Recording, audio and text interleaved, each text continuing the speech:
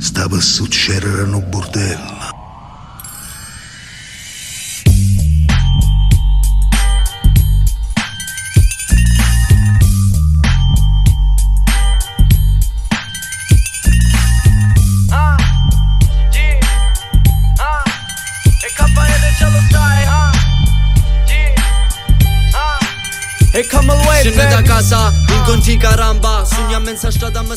All right, what's going on, folks? Hope you're all doing well. Welcome back to another iteration of the pod. We are live in Ireland on the road. We're headed to the Cliffs of Moher right now. We have about 45 minutes to kill on the way down from Galway. We're in the car right now. So if you're watching this on YouTube, which I encourage you to do just to get an idea of like visually what this looks like, the camera may move a little bit. We've had to like get the tripod set up so that it wouldn't move as much as it was when I would try to lay the camera on the dash. And then just as we were getting it set up, my father ripped the worst fart of all time in the car, and I had to run out of the vehicle on the side of the road and lost the whole setup. We had to get it set up all over again. We're driving on the wrong side of the road through a picturesque green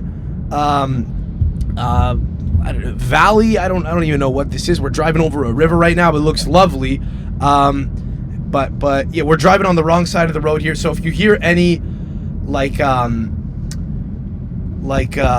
really prominent thuds, if you hear a thud, it could be that we hit a rock or like the mirror of another car, or you might hear like some whipping against my door. That could be like vegetation, because there's wild long grass kind of everywhere throughout this country, as it has what my father described as, I like this, a natural sprinkler system. It's very green here. The weather gaslights you constantly. We golfed the other day, and we got wind, we got rain, we got sun. We were hot at one point, we were cold. So it really is the full meteorological experience. But anyway, so if you hear any like whipping against the door here, it's because I'm no longer able to guide my father and tell him, "Pa, you're too far left. You're hugging the side of the road." We're on a two-way street right now, where the limit is is it like 100 kilometers per hour? So cars are whipping past us on the right, and we're trying desperately to just stay in between the lines. And what invariably happens is you either have like a close brush in with the guy coming on, the opposite side, or you kind of go just off the road. The roads are very tight, and but my father's a little more confident now. The other day I think we ran over the curb, he ran over the curb 6 times on like a 2-hour drive, and now he's still kind of hugging the left a little bit too much, but he's more confident about it. He's kind of just letting it happen. He's like, if it happens, it happens. It's part of the, it's a thing that happens. So they're still talking about rebellion here a lot. Like on the news the first day here, like the biggest story was that like some guys in Northern Ireland killed someone. I tune that out now. I don't even care to listen to this news anymore. It's like Israel and Palestine. It's like the only 2 places in the world that still kind of segregate, society according to faith. It's very weird. They're the last 2 places to do it that I can think of, really. And you hear they're fighting, and you just kind of shrug it off. It's like, well, they'll get back together at some point. Tensions are high in Israel and Palestine right now. Oh, someone died in Belfast right now. There was an act of terror, and you kind of shrug it off and go, whatever. There'll be lulls, and they'll come back. It's kind of like 2 people that break up and keep coming back. You don't really take it that seriously anymore. I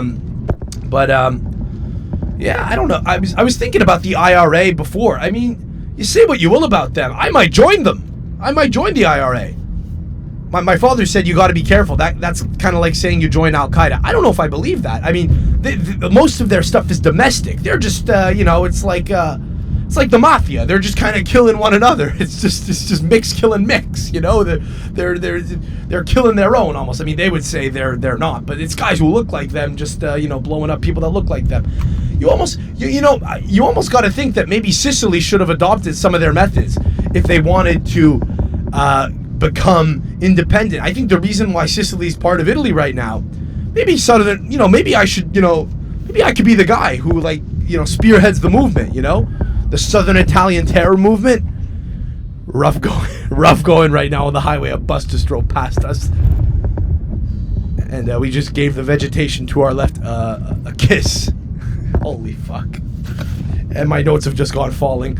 Yeah, this is, by the way, this is the worst. I've had opportunities to film this podcast in a nice hotel room, on the highway. This is the worst place I could have possibly chosen to film this pod. We're on a winding road right now through the cliffs. But yeah, I don't know. I feel like I might be the one to just start the Southern Italian like Republican movement. And yeah, I don't know. It's like they never really meant business. All they ever did was just kind of bitch and moan. They never meant business. That's one thing you've got to almost, admire about terrorists is they will resort to methods that most people are scared to resort to, and in so doing, you kind of are forced to take them seriously. It is say what you will about them, it is a very effective way of making your voice be heard. But in any event, so we were in Dublin for a couple days, and we went to watch Gaelic football the other day. And one of the best sound bites of the trip so far, I think, was just outside the stadium. As we're going in, we had my father had a man purse and I had a crossbody bag with me, and we had to get our bags checked. And they're still not quite as cosmopolitan European here as the rest of Europe.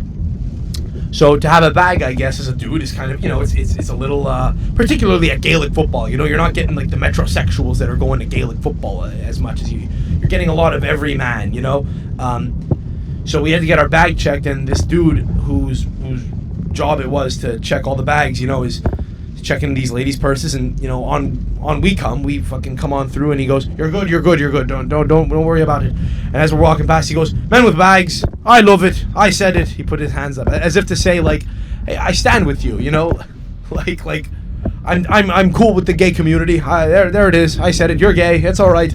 I'm cool with it. I have no problem whatsoever. If you hear anyone exhale sharply to my right, that is my father breathing, almost hyperventilating as just scores of vehicles drive past us to the right. It was a semi-truck. It was a semi-truck, yeah. It was an 18-wheeler on this. Yeah, this is far worse than... I think this is far worse than the tight roads and alleys in, an Italian city. It's wet. It's very wet, too. Yeah, exactly. It's very wet. It does not make it easier.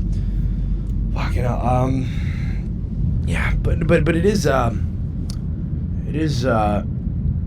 fun country just because you have the very Catholic imprint on it. We found a Bible. I found a Bible in my bedside table at my Dublin hotel. It's very white country, very homogeneous. Not a lot of. I think it's I think they must have one of the highest rates of. I think them in a lot of Eastern Europe. Maybe a Belarus type of thing. It's a lot of the same people that do live here, and you can kind of get away with leaving a Bible in a bedside table here. You would never get away with that in fucking Canada. If you left a Bible in a bedside table in a Toronto hotel, they'd probably arrest you for a hate crime.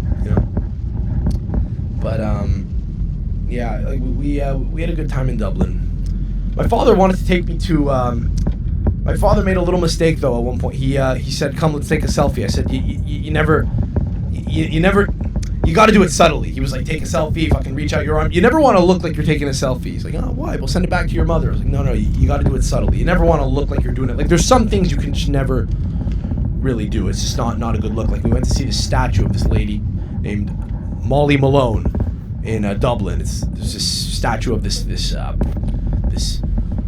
mythical lady. There's a parable about her or something in Dublin folklore. And my father's like, "Damn, you got to take a picture with Molly Malone." And I'm like, "No, I'm not doing that." He's like, "Why? What's wrong with you?" I'm like, "Well, look who's there. It's just a bunch of Filipino tourists just taking pictures." There's a group of Filipino tourists taking a picture with Molly Malone. I'm like, "Nah, I'm not doing that. I cannot do it. It's just a bad look. You see it, you take a picture in your mind, and you move the fuck on." It's not like 30 years ago you would go somewhere, you would have to take pictures to show people because they would have no concept of what it is you would otherwise seen. I almost think that the world is becoming too we're too culinarily globalized now. Like, you can get a macchiato anywhere. You can get pizza anywhere. You know? So, in some ways, that's cool. You know, you get chimichurri on, like, Irish beef over here. But 30, 40 years ago, there would have been, no such thing. And you might have got a more, I guess, like, uniquely, like, segregated Irish experience. Like, yesterday, we went to the Aran Islands. We went to the island of Inishmore, which is where the Banshees of Inisherin was filmed at set. And my father asked these two ladies for a coffee, and he goes, "Can you make a macchiato?" And they kind of looked at him like they had no clue what the fuck it was. And he's like teaching them. No, it was the most Italian thing he's done this whole trip. He's like, no, you make an espresso and you put a little milk on it, and he's showing them the size of cup they got to use. And they're just very confused, but they're like complying. But just the thought, like just the temerity to ask, can you make a macchiato on this island with like 800 people? Like 20 years ago, these people didn't even have coffee, And now to think that with the internet, they know how to make a macchiato. Just to think that you would even expect them to make a macchiato is kind of telling of where we're at. It's like, do you really need, an espresso everywhere you go? I get it, sono italiano, fucking fanno schifo, non si possono neanche fare un espresso. Okay, but like, just have a tea. Just have a tea. And if you think, it's a joke that they can't meet, your levels of, just keep on driving, P. Just keep on.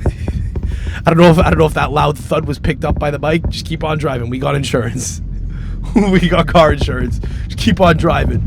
I will say, hang on, just to interrupt the point here. There's a lot of whipping of plants and bushes on this side of the car, so we can maybe try to hug the road a little closer to the right. If we're taking a turn, then maybe just slow down. You don't have to whip around. If you're not sure if there's oncoming cars, just slow down every turn.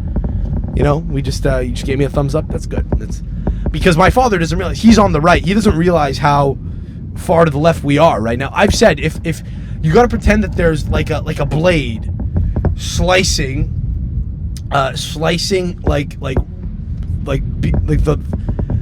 the last millimeter beyond the line, and that I have my hand outside the window right now. And if you go too far to the left, my wrist is getting sliced off. Like right now, I got one limb. If we're doing that today at this point, it's you can't be afraid to hug the right. They're really, I will say, and again, this is very tough radio, but because you have no idea what it is I'm talking about here.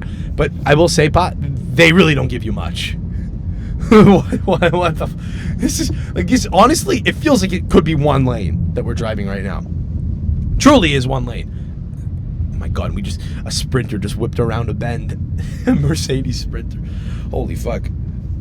If this sees the light of day, it'll be a miracle, by the way.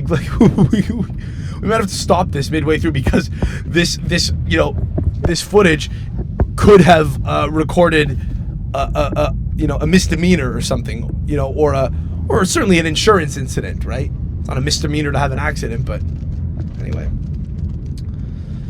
Fucking, holy Christ, man. Oh my God. There we go. There goes my laptop. There goes the tripod. There goes my tripod. Should I just hand hold the camera?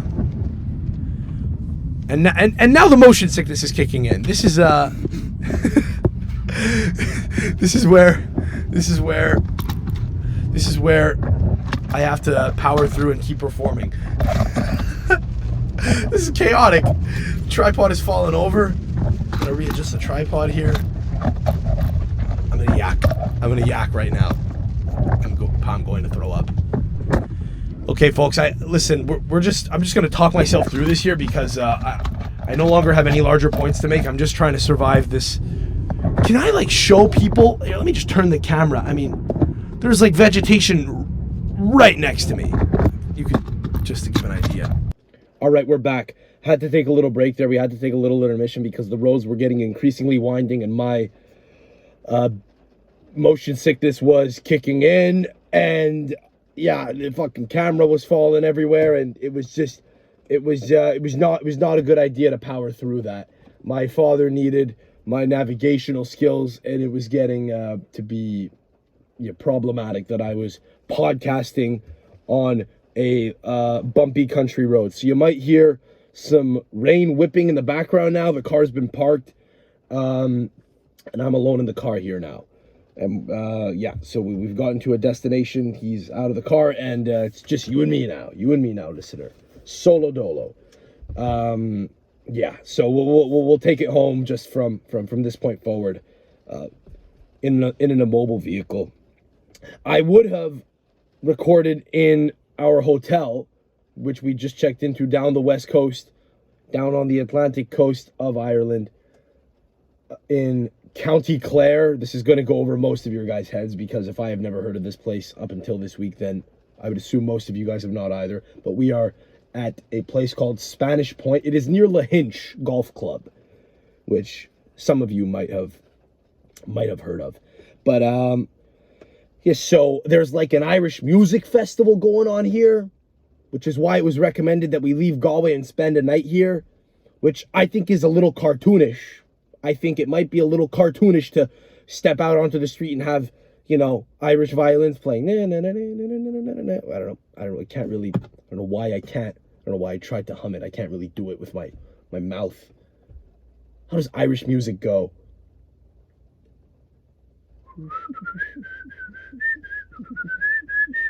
I don't know. That feels a little cartoonish to step out onto the street and to gawk at that. But it was recommended that we come here, and so we're here. So the hotel that we were supposed to stay at is packed, I guess, probably months out. These country folk who are into folk Irish music might book this stay at this hotel, you know, for the week, for the festival, and all they had left, and I didn't know this until we got here. I'm not sure my father knew this either. They put us in a fucking bed and breakfast across the street, which is owned by the same owner, the same guy.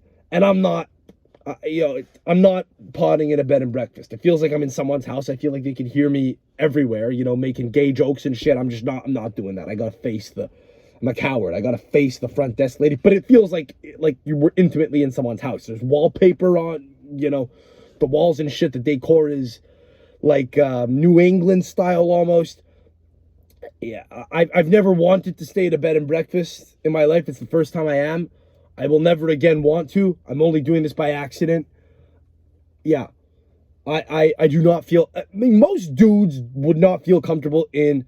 Most straight dudes would not feel comfortable in a bed and breakfast. It's just not our cup of tea. It's not my cup of tea, you know.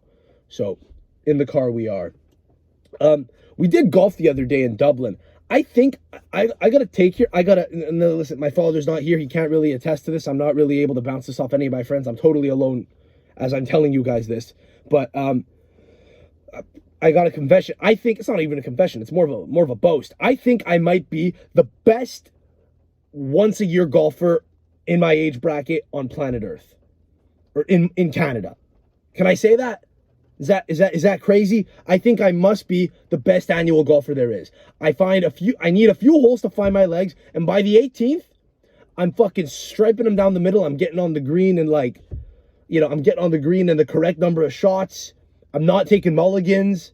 I'm killing it, and then the round ends, and then I lose the skills, and then I don't play for a year. But so there's so much fescue and tall grass that you're constantly chasing balls, and you're losing balls when you play on the links here in the British Isles.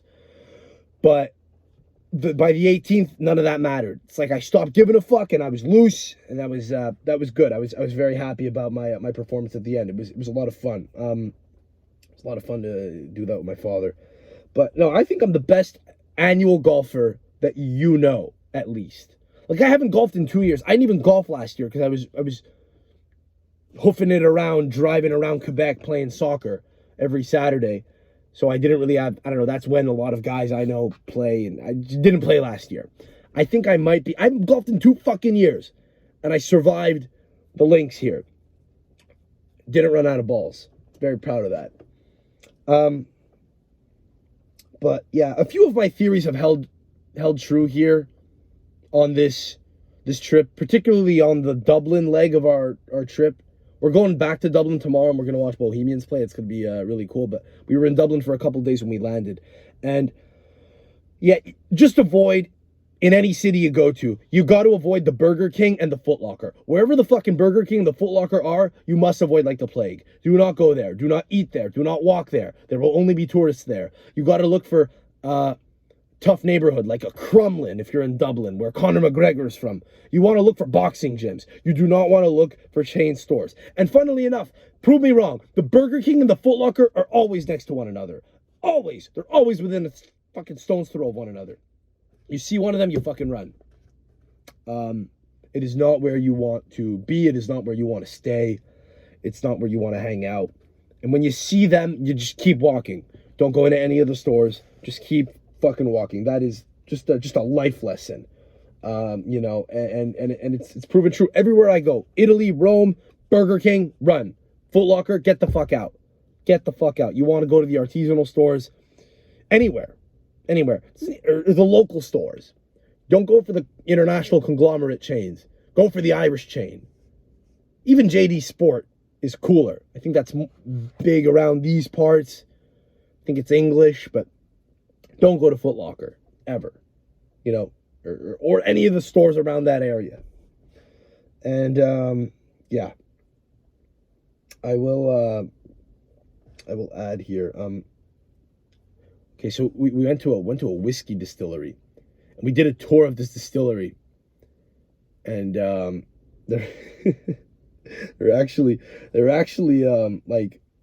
were these three guys. I don't know if they were probably Swedish or Danish. They sounded like they were speaking one of those Nordic kind of languages. I think they might have been Danish.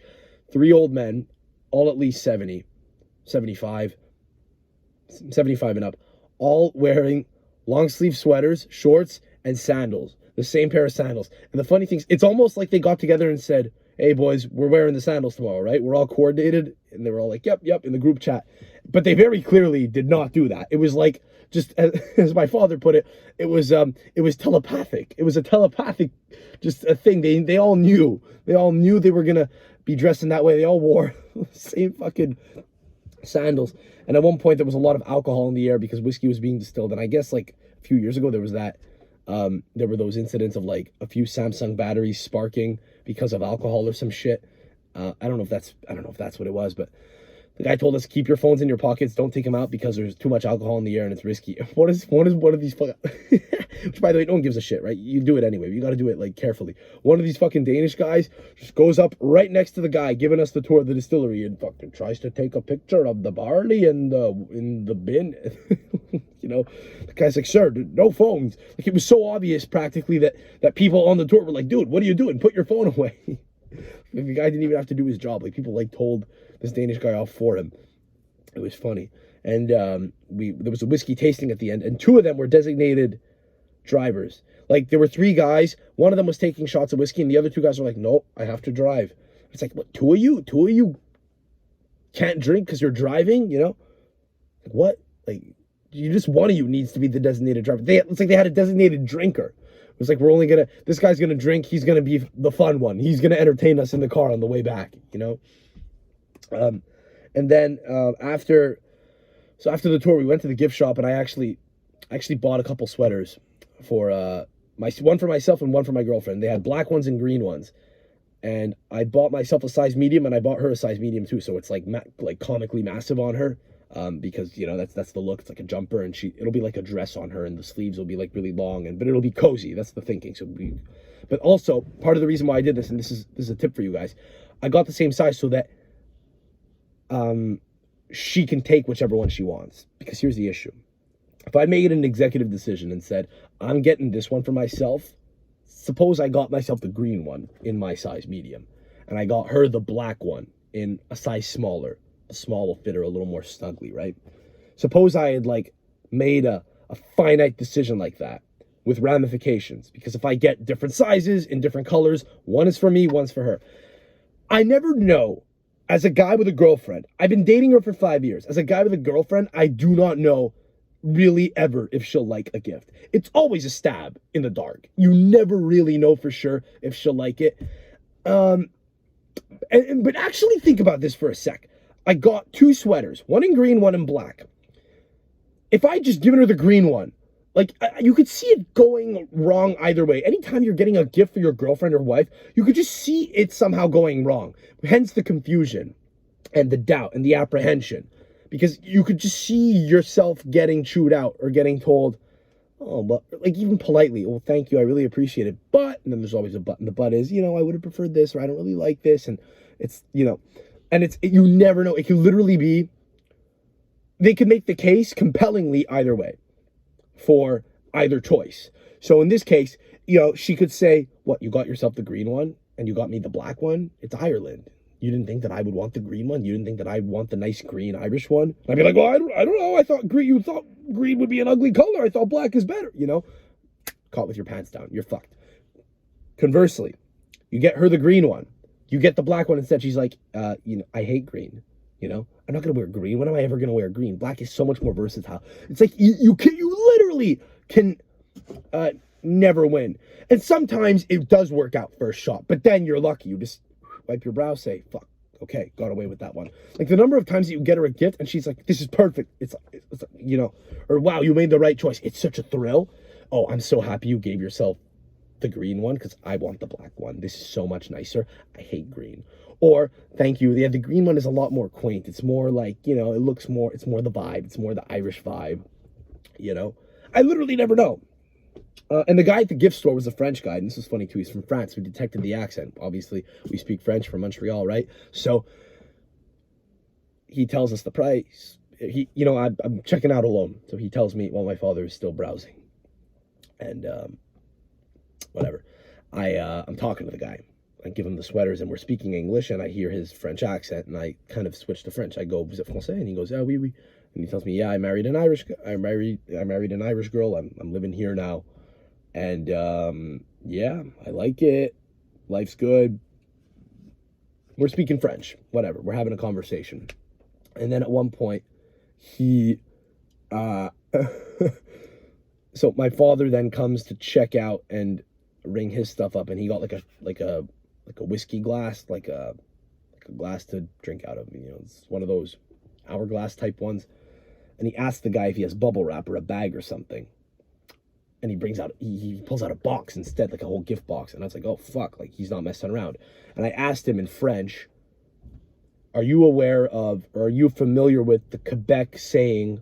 And I said what the saying was. It's pas le temps de niaiser, like you don't have time to fuck around. It's kind of like a quaint thing that I'm trying to throw at him, like, hey, here's an expression from where we're from.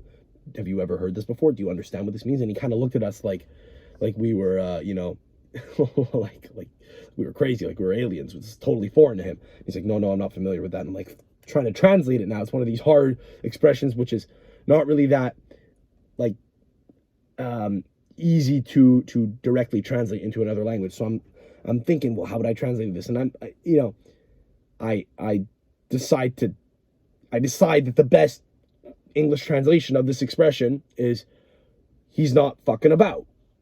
And I told him that. I was like, I told him, ce serait comme te dire, it's like telling you, ain't fucking about, and then I lost him. Totally lost him. He's like, then he wasn't impressed that I swore, I think. And then he just became, it was crazy. It's the craziest thing. So like initially, right, he was speaking English to us in his Irish accent, but it's very clearly not his first language. And then like once we spoke French for like 5 minutes, he just reverted into a French cunt. Like he just became a French cunt, and he was like not impressed. He kind of stuck his nose up to me. I was like, oh, okay, buddy, like ring me out, please, and please don't make me go back to speaking English. If I can, I'll go back to speaking English, no problem, and you'll fucking have to fish for words again. I like you better when you couldn't speak. It comes out anywhere. It doesn't take much. You receive 5 minutes with a French guy for him to go back to being a French cunt and to be like, oh, stick my nose up to you. I will not. I would never say that. I would never say that, sir. And the pharmacies in Europe are crazy too. I don't know if, so some of you guys might have been to like a pharmacy. I know a lot of you guys who listen are Italian. Maybe you guys have been to Italy or whatever, but the pharmacies broadly here, I think, are absolutely fucked. They don't have big chains. They have one counter. And the people that go to a pharmacy in Europe are all sick. I go into a fucking pharmacy to buy like face wash. Everyone's coughing. A doctor walked in. As I'm walking out, a fucking doctor walks in like a nurse outfit. I'm like, what the fuck's going on here? Am I going to catch leprosy? What are they serving lepers in there? It was crazy. It was insane. And, yeah, I don't know. They suck. The pharmacies are just a fucking disaster. They they don't, like, they have just the basics, you know, all the stuff is behind the counter. Everyone's got to wait to talk to a pharmacist to buy anything. You know, I came to the, you know, I pulled up to the cash, and the lady's like, you don't have a prescription? I'm like, no, I'm just buying face wash, you know. Every time I travel, bro, my skin turns to shit. I had like a red spot on my nose. It's not even a pimple, just like my skin is clear, but it is red. Like, it was like, I looked like Rudolph. There was just like this one little red spot on my nose. So I bought foundation because I wanted to cover it up. It was making me self-conscious. And they don't have my color, by the way. Like, I'm this fucking olive tone guy. It's Ireland, right? The darkest color they have is like maybe barely passable. I'm like, fuck it, I'll buy it. And I don't know how expensive it is. She rings me up. I'm like, holy fuck, this is a lot more expensive a bill than I thought. Because like just that foundation, like it's supposed to last you like a year, you know? And I'm going to use it like for a week, you know? It's going to last me fucking like 20 years. Anytime I have like a little blemish, you know, in a big meeting or something, you know, knock it on. And, you know, she rings up the price, and I'm like, oh, fuck, well, it's too late now. I can't go back. And, you know, but I had to poker face and pretend like, oh, yes, of course, you know. And I played it off, too. I was like, I actually took the tester, and I was going to buy that. And she's like, this is a tester. Let me go get you the correct tone. And I said, oh, thank you. You're saving me. She'd kill me if she'd have killed me if I got her a tester, you know, if I had not got her the correct thing. Played it off like I was getting it for a girl, you know, because I was embarrassed about the fact that I was ashamed. I cowered away from the fact that I was buying makeup just for one little spot, you know. But like, yeah, the women here, dude, it's crazy. You come to Ireland, and the UK kind of has a little bit of this epidemic as well. But in Ireland in particular, I've noticed that the Irish girls in Ireland are all trying to look Lebanese. It's fucking nuts. Like, they all just wear the craziest, darkest makeup. They cake it on. They try to, like, draw these penciled on, like, really dark eyebrows. They all dye their hair dark jet black. The bitches here are all trying to look Lebanese. It's fucked. It's fucked. It's nuts. All anyone here wants to do is not be blonde, try to look as dark as possible. It is very strange. Very, very strange. It doesn't look good. It does not look good. They look better when they just kind of go au natural. And a lot of them are afraid to do that. Yeah, it's like they want like the very pronounced Mediterranean features, the larger lips, the more defined, yeah, just the brows and so on. The eyes, the big smoky eyes. Yeah, it's a really strange phenomenon. Every girl in Ireland is just trying to look Lebanese. It's the weirdest fucking thing. And then in Italy, they're going blonde, you know, like women are bleaching their hair. In Spain, you know, the Kardashians are going blonde, you know.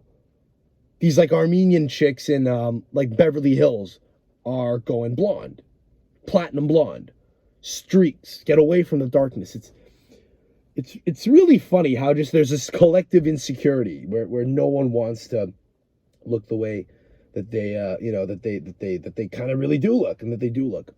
I said the same thing twice. Jesus Christ. The way they really do look, the way it be, you know, the way it be, bro. It's so stupid. I haven't potted alone in so long. Whatever. What are we, fucking 45 minutes in? Anyone who's gonna hear it, the only people the people that are listening to this don't fucking give a shit anyway. I could, you know, you guys are hardos, weirdly into Sam, weirdly into this pod. If you're listening 45 minutes in, you haven't tuned out early on. One of the funnier things that happened I forgot about this. One of the funnier incidents that I'm just thinking about this now. One of the funnier incidents that has happened here the past couple of days is it was in a knitwear shop on the island of Inishmore, where again we were yesterday. Forgot about this. On the Aran Islands, a lot of, you know, sheep get sheared, and their coat gets turned into wool. I don't know what you'd call it. Their fluff. I don't know, whatever. It's turned into wool. And we went into a shop where this local lady sold her knitwear and the stuff that she sewed herself. And she had a couple of other local produce in the shop. She was selling sweaters, but she also had like Irish seaweed, which is a thing that I had heard a couple of years ago helps men with something. I don't remember what that thing was. I bought it like 3-4 years ago and I never really used it. You're supposed to like mix it with water, boil water, put it in the fridge, mix it into like a gel, and you could like put it into water and stir it. And I think it might have been like for testosterone or for virility, like it gives you harder boners or something. I bought it for that, or maybe it was like helps the immune system. I'm not sure, but the point is I don't remember. It might have been like a natural boner pill that I was trying to buy, just for no reason at all. Just it might have been an aphrodisiac or something, or it might have made you last longer, or it fucking might have made you get more boners more often, or it might have made you like just put on muscle more easily. I don't know. It was like one of these fucking like bro science things, and I bought it a couple years ago and forgot about it, and I saw it in the store, and I asked this lady, who only, by the way, her native tongue is Irish. It's Gaelic Irish, and you could hear it in her accent. She's this innocent little woman on this fucking this middle-aged mom, and like this on this island of like 750 people, and I was like, ma'am, you know, and I'm taking a real shot in the dark here, right? But I'm like, Irish seaweed, you know, I believe I might have once read, I think I once read that Irish seaweed helps with male virility. Is that correct? And she looked at me, she was horrified. She was like, oh, I don't know. She almost sounded Welsh. I don't know, maybe she was, I don't know, but I suspect it's just what like people with the very strong Gaelic Irish accent sound like. She's like, no, I suppose you can Google it, but I'm not quite sure, you know. Like this poor fucking lady, you know, there's some fucking bro from North America saying, bro, is this gonna fucking make my dick harder? You gotta tell, bro, is this gonna fucking give me a boner or what? You know? And then we got a tour from this guy named Patrick, on the island. He was taking us around in this like Jeep, this like Land Rover, and he showed us where the Banshees of Inisherin was filmed, and he took us onto like his father's property. They have a bit of land, and it was really funny because, you know, the tour is basically like, you know, that's the Atlantic Ocean. Newfoundland is over there. That's me brother. And now we're passing by me sister's house. There she is waving to us. It's like, and that's where I went to school. And this is where I'm building me house. This is where I'm building a house here. It took me a long time to get a permit. And I tell you, I'm really pissed off. And he's like telling us about like the local permits that he's got to get. And this is really pissing me off. You see how we got this pile of a plaster here? It's because they won't fucking approve of this or that. Like, this is the tour. It's the local tour. And over here we got this local shop. My brother owns this ice cream shop. And you know, this lady who owns this knitwear shop, she's lovely. And you know, and there's like a few other people on this tour. There's a few women in this car with us. Some young ladies, a couple teenagers and their mother, a family, like a father and a son with like a few children. They have like 2-3 daughters. They have a son and like a few daughters. A guy and his wife. So there's like there's more than half of the people in this vehicle are women. And this fucking guy, Patrick, here's what I love about these fucking guys, right? You live on an island. Okay, you live in the fucking, you know, in a town of 800 people. These small town guys do not give a fuck about anything, right? Yeah, much less tact in a way that's charming. So he's like telling us these stories about the island and shit. And he's like, you know, I tell you, one of the issues, as you can imagine, when you're a teenager, you know, is you get to 15, 16. It's rather tough. It's rather difficult to find a lover, to find a partner. I'll admit it, you know, it is very difficult. You know, my parents are both from the island. That's very rare. He's saying, you know, listen, second cousin is not a deal breaker. He's like, it's not ideal, but it's not a deal breaker. You understand? And then he's saying that one summer, because a lot of Irish kids from the mainland will come over to the island of Inishmore in the summer to learn Irish on like a sort of exchange program type of thing where local families will host them. He was saying that this one summer, there's a busload of me and me 5 brothers, or there are 5 kids, me and me 4 brothers, all teenagers, are staying at the house. Who steps off this bus this one summer, but 10 or 12, he goes, but 12 girls. And as you can imagine, we got up to a good bit of fun. It was only 3 weeks. Nothing serious came of it. It was just a good little bit of fun. He's like saying, basically, just talking about how he and his brother rode a train on 12 fucking bitches from the mainland. And the girls in the fucking car are horrified. And he's like, it was a good bit of fun. It was harmless. You know? Very charming, you know? The country folk are fun. They're fun, you know? They really are. If you haven't seen The Banshees of Inisherin, you really should see it. It's a great film, and we got to, you know, cruise around that island where that, you know, whole thing took place. And it was terrific. It's a really green part of the world, you know. It's the weather's depressing as fuck. They're obviously vitamin D deficient, but they don't listen. It's the month of July right now. It's like 13 degrees. I got to wear a sweater. You know, it doesn't even feel like it's the summer right now. but it's kind of like this year round. It doesn't really get much colder than this, I think. It's kind of like the same weather year round. It's interesting, you know. I don't know.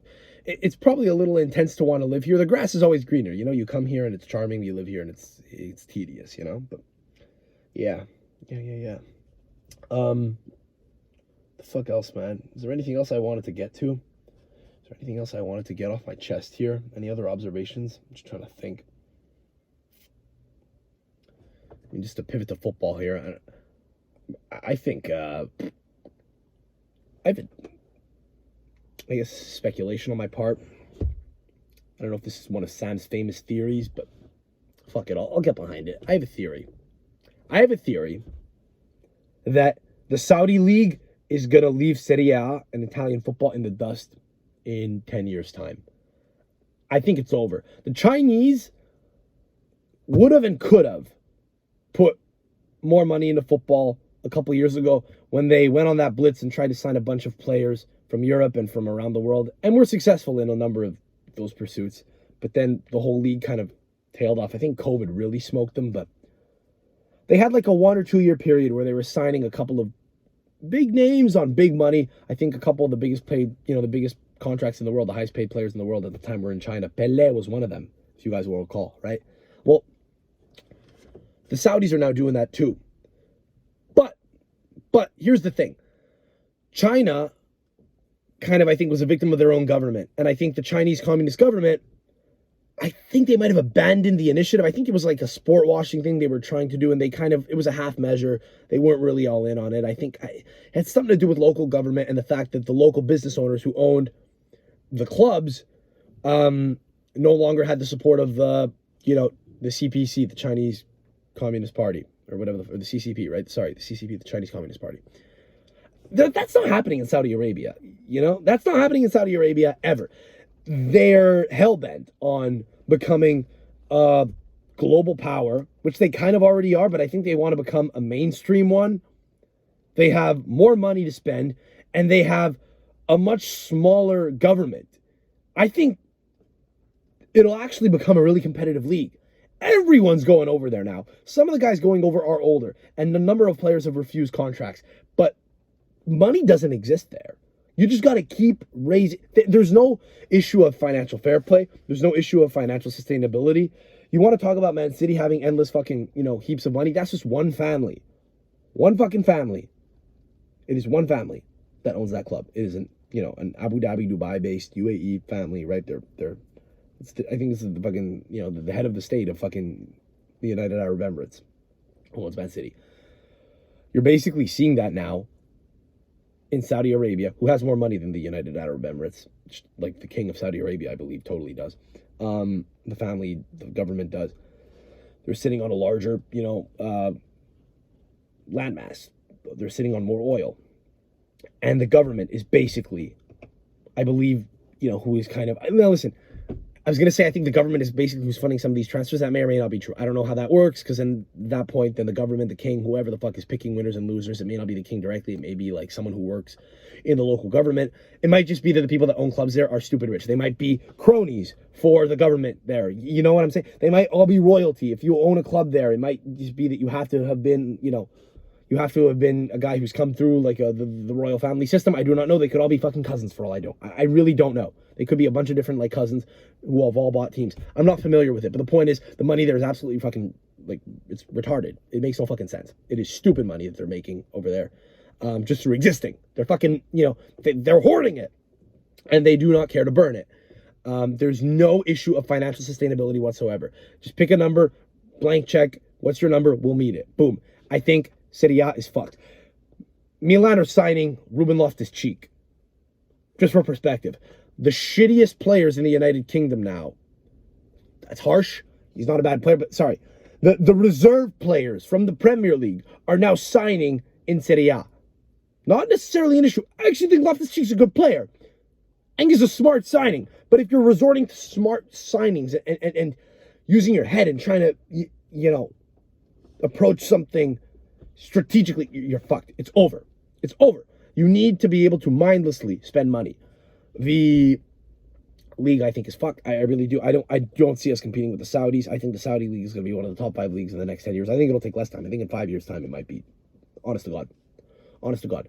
Like some of the guys that are going over there right now, you don't even think are ruining their careers. You know, like Ruben Neves, you don't think he's going to lose a spot in the Portuguese national team? Who gives a fuck if he's not playing in the Premier League anymore? He had the experience. He's like 26. He's, played a couple years there. He might come back at some point. He's going to make stupid money. He never has to work another day in his life. He probably never had to anyway because he was making Premier League money. He was global 1%, but now he's, 1% of 1% making fucking 10 times as much, You can't match that. Yeah. Ronaldo going over did not hurt. The fact that he was the first guy to go, I mean, yeah, the Arabs are just cooler now. The Middle East is just cooler. Saudi Arabia is cooler. They don't fuck about. They mean business in everything they do. They do not give a shit about appealing to many of the narratives that are prominent in the West now, which are kind of screwing it over, making it less fun. Can you imagine when Saudi Arabia kind of just turns a blind eye to drinking and sex? Can you imagine? Once they say, yeah, listen, there's a lot of money and there's a lot of tourism here, we want to be cool. We just got to peer pressure them into it. Eventually, when they decide that they want to be cool and be, in the cool crowd, they'll stop arresting people for that shit. They might be now, for all I know. They might have stopped arresting people for that stuff. I know, Ronaldo's getting an exception, right, for the cohabitational laws there. I mean, but also, isn't it a little charming to have basically just a whole country of Jordan, basically just a whole country of Jordan Peterson, right?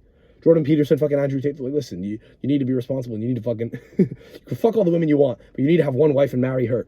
It's kind of fun. It's fun. It's charming. Grow up, be a man, marry a woman, be an adult. You want to have a fucking good time? Here, come, we'll give you a good time. Don't do anything too untoward. You must be disciplined. It's like, we don't stand a chance. People that go there and live there are just going to be a bunch of fucking savages, dude. It's going to be a bunch of guys who fucking go there, work out, and make money who live there. Fucking beat their wives. Whether that's nice or not. You're not going to tell me those people aren't fucking productive. Jesus Christ. A lot of the guys on Wall Street would beat their wives if they could. They're not good people. I mean, they do not care. They cheat on them. You don't think they'd fucking beat them if they could? That's all that is. The real psychos are moving to the Middle East now, man. The real psychos, the real sociopaths, the real fucking Sigma, Patrick Bateman motherfuckers. You guys want to fucking be an American psycho? It's Saudi psycho. Saudi psycho. Arabian psycho. I'm calling it now. People will start to move there. It's going to work. It's going to work. People will want a vacation there. It's coming. It's coming in 5 years. I might vacation there in the next 5 years. I might vacation there next year. Fuck it. Just to see what it's like. I don't have to endorse all the ideas. I just want to see it. I just want to I want to live it. I want to feel like a king. I want to know what it's like to really be living, What am I doing here? I'm in Ireland. I'm fucking walking through a tall grass, there's cattle in front of a bed and breakfast we're at. We're watching Gaelic football, this sport from the 1800s, fucking going to Bohemians Football Club, 1,500-seater stadium, neck and pints. Do you want that, or do you want to fucking go to a place where, dude, once they start injecting men with testosterone replacement therapy, it's over. They might be doing it already, Dude, a bunch of Arab, devout, kind of half, practicing Muslim guys who are on gear or who are on TRT, no one's stopping them. They're gonna let players in the league juice. That's a thing that's gonna happen too. They're gonna be on EPO. They're gonna play for their national teams. They're gonna find the best ways to evade testing. They're gonna bribe their way out of it. The players won't. Management will. You understand? It's over. Just let the new dawn beckon. It is upon us. It is upon us. I don't know. I mean, I think Milan's a good example here. Even Milan's a good case study just based on who they're signing. They're trying to sign smart. It can work.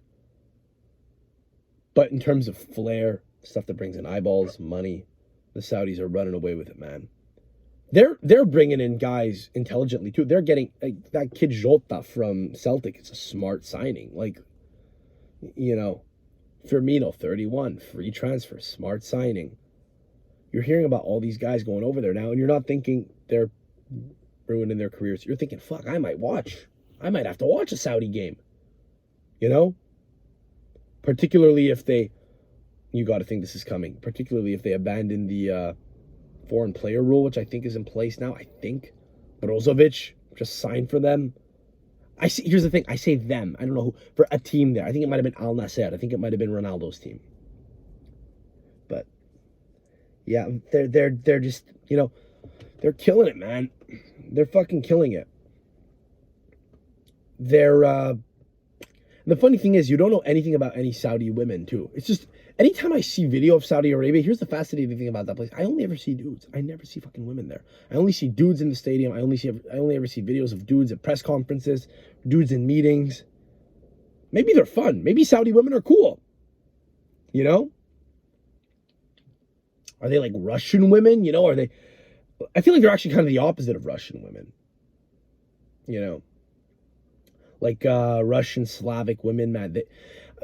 In Dublin the other day, I wanted to get away from the rain, and I was out on a walk. I was going to take cash out from an ATM, and we're gonna have to circle back to that actually in a second here. But so I went to go get cash in an ATM. I wanted to have I want to have a few arrows with me, and so it started raining, so I ducked into a mall like right next to our hotel.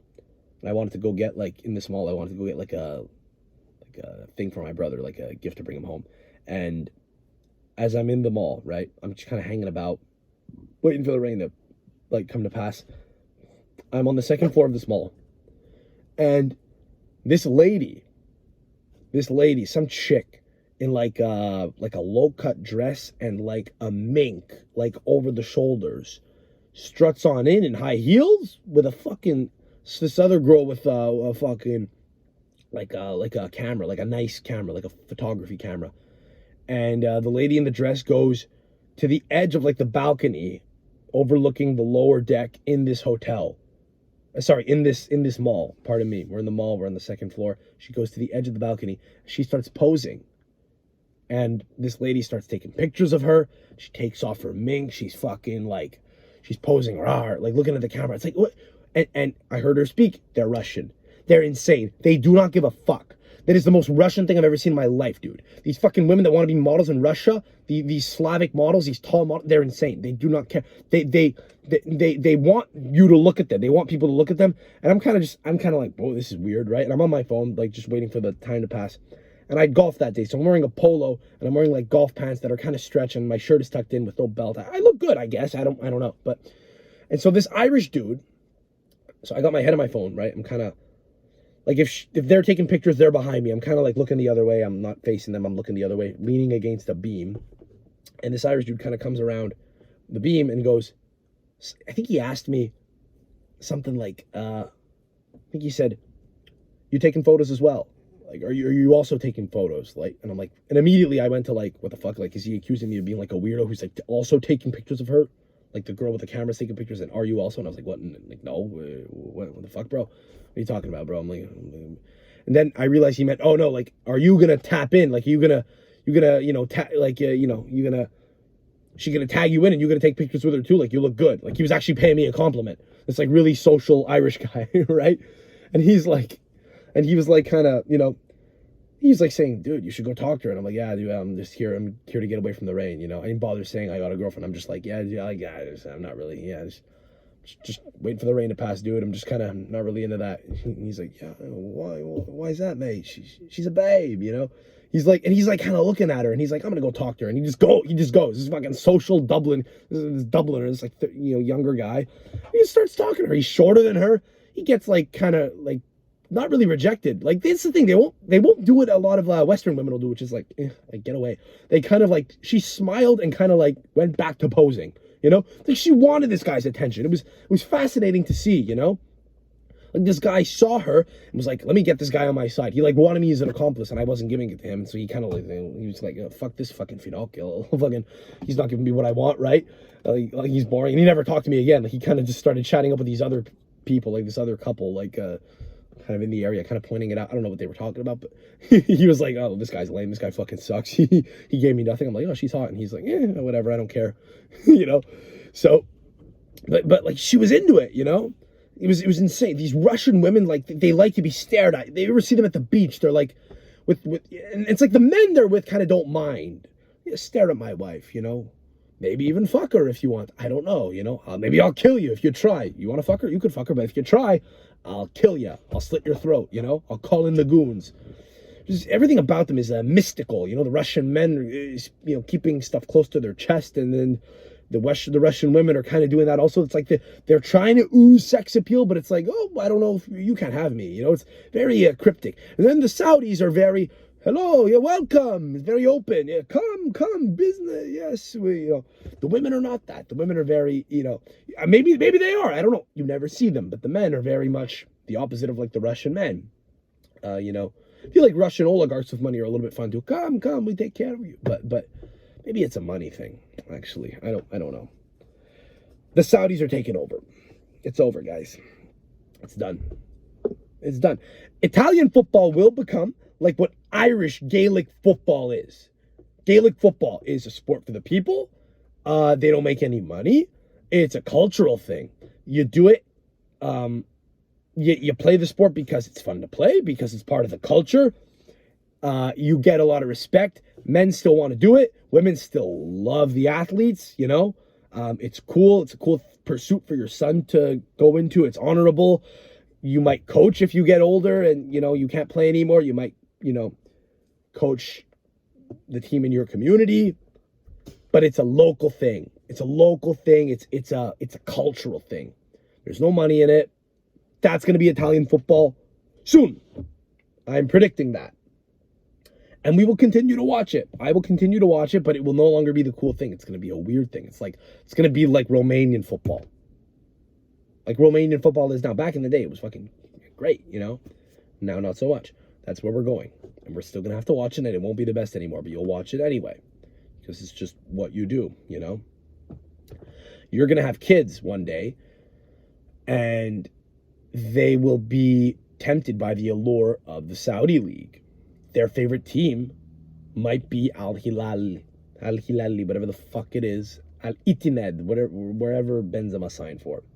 And you're going to have to guide him away from that and try to raise him right, and he may stray away. He might. I don't know. It's your job to say, you know, as a father, you support this team. Watch this league. You know? It's what it is. Follow me at I'm Sam Adamo. Subscribe if you haven't. Subscribe to the, you know, YouTube channel. Like it if you're watching on YouTube, and if you listen in on a podcast platform, give it a rating. Sub there as well. Stay tuned for more pods every week. Let's call it there. This was cool. I'm glad we were able to survive the first leg of this pod. That was bad.